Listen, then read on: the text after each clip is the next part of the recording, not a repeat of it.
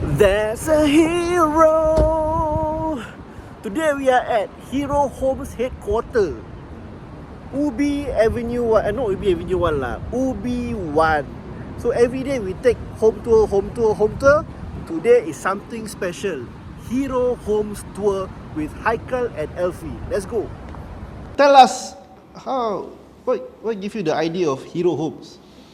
Okay. Other than the soundtrack. Aku tahu. 2017 ke 2018? Yes. CA called us. Yes. Say, you cannot use HDB Hero. Yes. Wah, exactly. Aku punya script. Kau punya script eh? Oh, cik gitu ya? Okay. Yeah. So, HDB Hero tak boleh. So, they call us to the office. Yeah. Tanya, apasal korang pakai HDB, blah blah blah. For the record, kita have been to CA, hello CA, a few times. Yeah. Okay. So, went to the office and then kita decided, alamak, macam mana ni? Cool, HDB Hero. Tapi aku cakap, okay tak apa, aku just come out with the name within 2 minutes lah. Herohomes. Herohomes. On the spot. Let's just do it. Yeah. Tak payah fikir. But then it also coincided because by then we were using that brand for I think 1.5 years, 2 years really. Then HDB Heroes. Then after that, our clientele pun from upgrading from HDB to HDB started to grow. They wanted to explore HDB to private juga. So I think it was perfect timing that kita eventually took the opportunity to rebrand ourselves. Also rebrand our own education. Betul. To equip ourselves better to be able to help our clients lah. Kalau tak, we'll just be doing the same thing over and over again. Yeah, then that's how Herohomes came. So moral of the story is anything good, anything bad usually ada a good side. So if you just focus on the bad, kena jujitsu sikit. Jujitsu, yes, jujitsu. So the next time if I kena call by CAA, I'm leveling up. Yes, exactly. Yeah. Because you are always on this grey. Me and Heikel, kita usually on this grey line now. Like, question is why are you being called up lah? Yalah, exactly. Jangan tipu orang lah, Yeah. But in terms of marketing, I think we've done marketing yang very grey. Where CA rasa macam budak-budak ni main gila. Sampai kita kena turun kat website, hilangkan the mystery, then CA investigate. So it's like okay lah, cool lah. What are your plans for this year? I think this year we'll be ramping up full on sales lah. Betul, 100%. Yeah, I think the market is changing again. So as we get involved with more clients, we realize that the same pitch no longer works. The same pitch that we've been using for the past 1-2 years no longer works. We have to change, and we are also teaching our guys that we have to change the way we talk to our clients also. So I think the best way to teach is also to practice.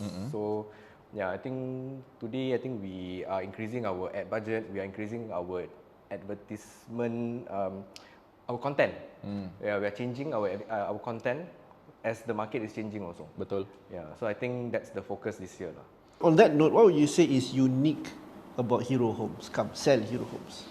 So unique selling proposition lah. Okay, I would say that a lot of kita punya clients yang nak upgrade to a private property, let's say for the Malay clients, they are more comfortable with us. Okay, the reason I know why is because usually aku tanya like, why do you want to go to private property? And they've met agents. I usually like to ask, how many agents have you met and why you never engage them? Because my first question is like, why are you talking to us? What made us special? Okay, so obviously the content that we put out there, it's more aspirational punya centric kind.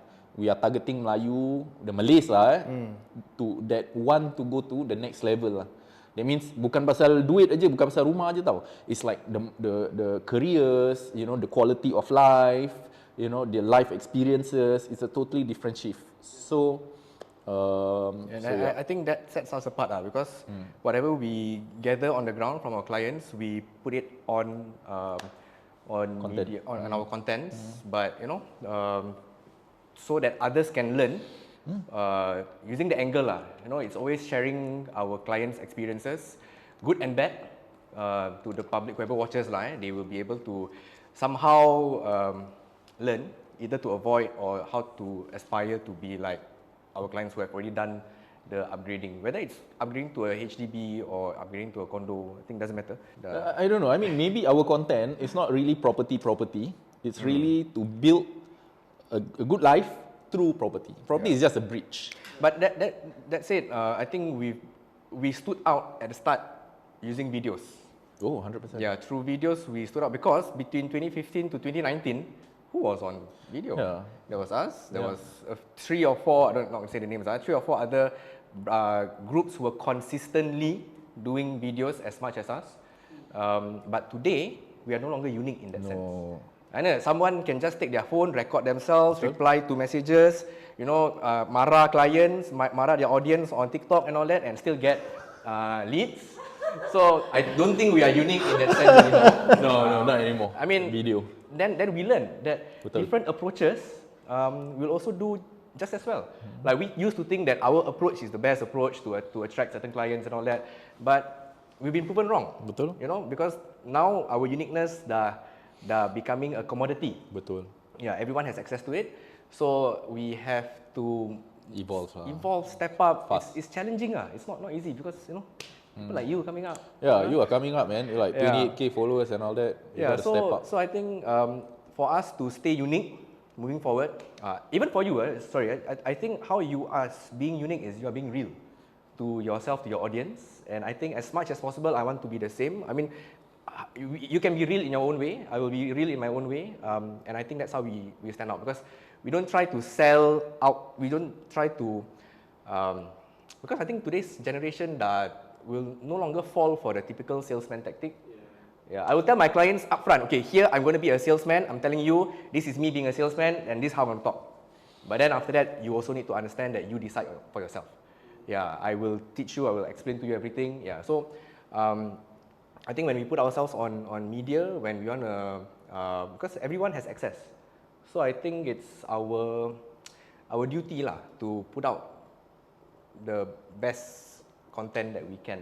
What I like about what you shared earlier was that whatever happens on the ground, the good and the bad, you bring it and then you put it on media for others. And that's how you value add to your consumers. Yeah. I really like that point. But of course, not just to say the bad stuff like jadi ni, you know, tak buat betul and all that. But Ini yang rather, dekat. yeah, you know, this was something that could have been avoided. I mean, it's how we portray lah. Yeah, how we package some stuff. Sometimes I want to be a little bit real. Then I realize, if I put this, will CA criticize me that I'm not, you know, due care and diligence apa benda lah. Okay, maybe not lah. Cannot. Yeah. But I think TikTok punya response, engagement is crazy high. When you have a certain audience, anything you say will be amplified. You know, you may mean one thing, tapi orang semua anggap lain, and then they attack you on that. Then then also how we respond also. So on that note, having like clocked in a few years doing all these videos, like what are the memorable criticisms that you guys encountered, and how do you guys address those criticisms?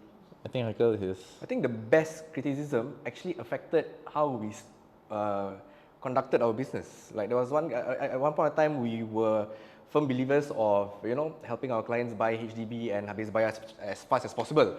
Then one comment was Facebook. He actually stated that, hey, it's actually better if you set aside some funds for rainy day savings and all that. I mean, then that changed. That was a concept that was going against what we were preaching back then lah.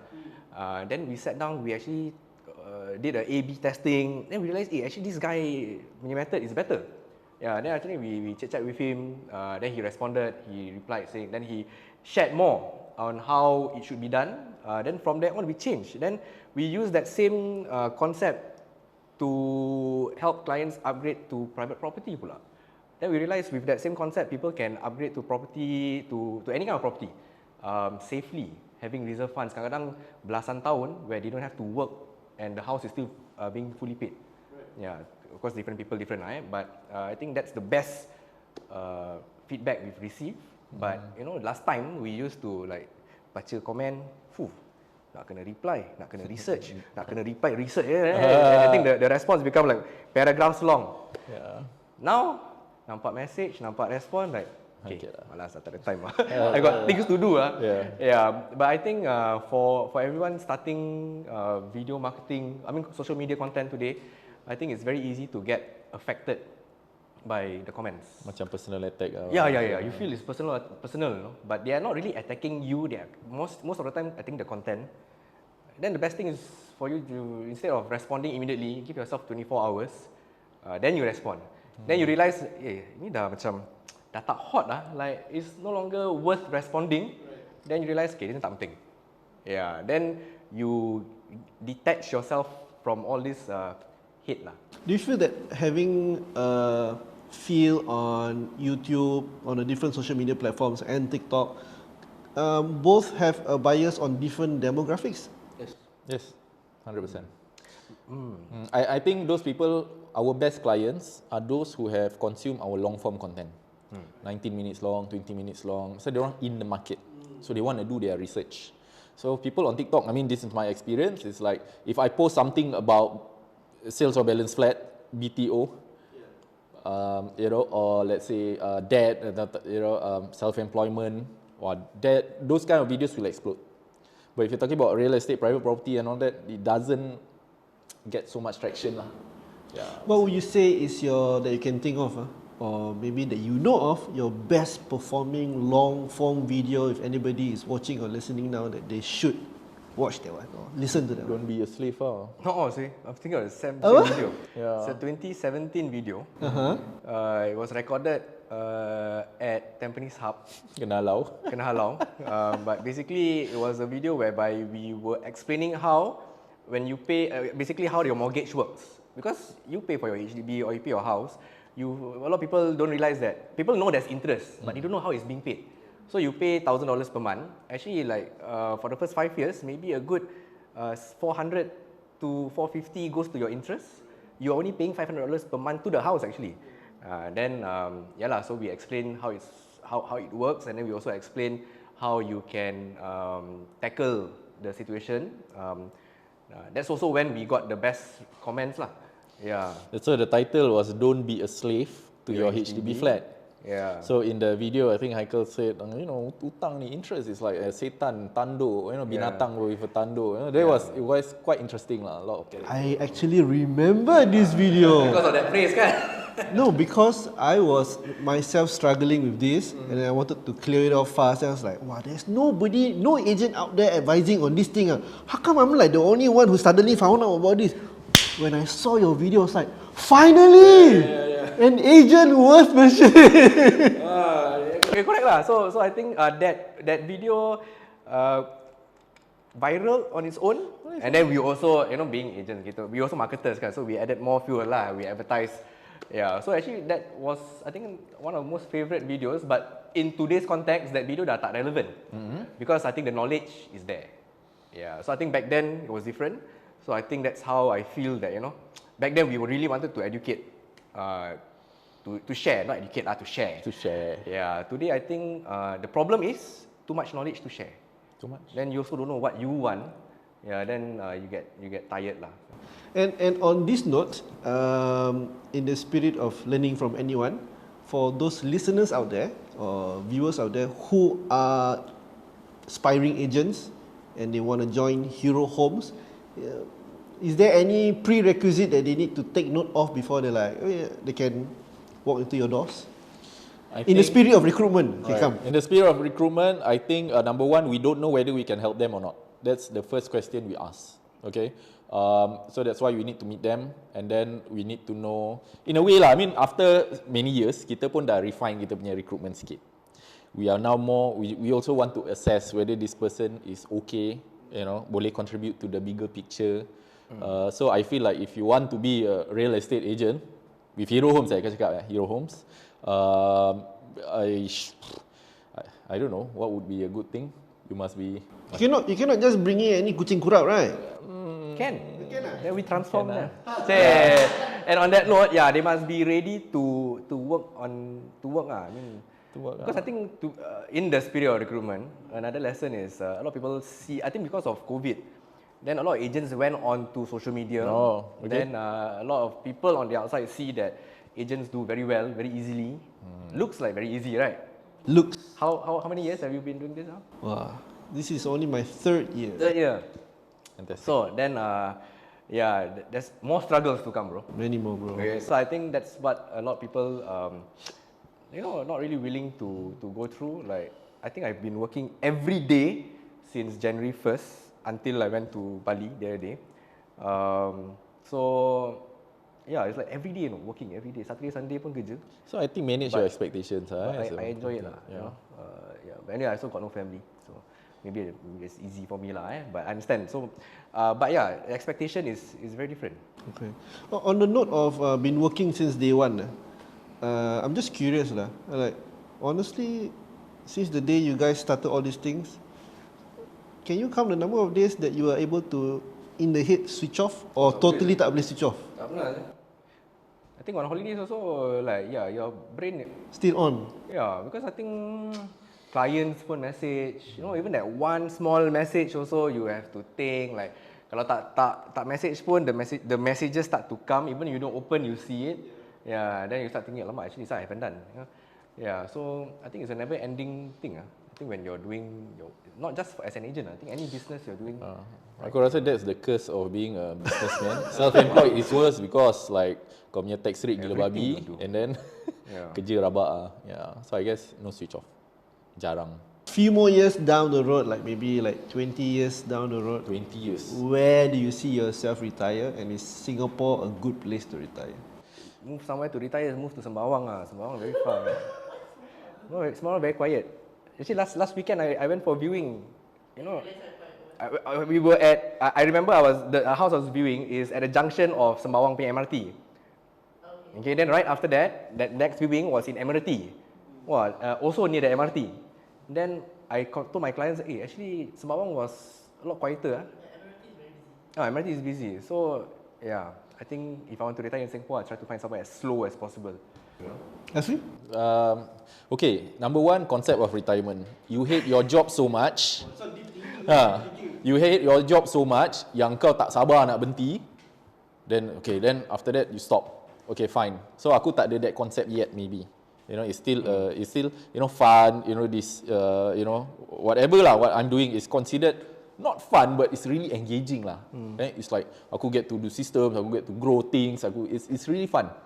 So having said that, retirement I feel like place wise it's not really about the place but the people around me. Family and friends. Right? So it's not the place lah. Kalau kau cakap Italy memang it's a nice place to visit 2 weeks but by the 3rd week kau dah malas lah, you know, kau nak makan nasi sambal goreng, you know, all these things. So anywhere that's close to family and friends, not really retirement, but Slow down. Maybe even not slow down, but maybe probably kau terpaksa slow down because of health and age. But yeah, there's no such concept for me yet, and I can't think of it. Pasal retirement is like what? Reading book kat tepi laut, eventually kau penat. Right? Macam boring sia gila babi. You know, so itu pasal when Heikel even he goes for holiday or let's say I go for holidays, kadang-kadang still main phone and all that because it's so fun, right? Yeah. Hey, people recognize you, you know? Of course lah. On the streets. A bit lah. What's your reaction? Oh, hi. Kita take picture lah. Kita take picture. Take picture sih, aku tak ada orang nak gambar aku. Yeah. No, maybe. No, I think because my reaction lah, like, I don't know what I'm stunned for the first. But now I think more. But even today, I still don't know what to say. Like, okay. Thank you. Dulu aku tengah buat reservist lah kat Geylang Bazaar. Then, hey, Heikel. Then dia pun tak tahu what to say. Dia Heikel je. Dah lah aku tengah pakai police uniform semua kan. Yeah, then eventually he said lah, I've been watching your video. Oh, okay. I don't know what to say. Yeah. Oh man. Need to practice what to say. Yeah, thanks for watching. Thanks for watching. Thanks for watching. Okay, Thanks for share. following. Yeah, but tu je lah. The funniest one so far for him was dekat Kat masjid lah. no, airport ICA. Oh. Airport. Oh, si. Check the passport. Jadi tak buat video bang. Wah, I think because they yeah. Go. Interesting. Why not so much? Okay. Alright. Okay. Thanks Thank you guys. very much. Thanks for coming.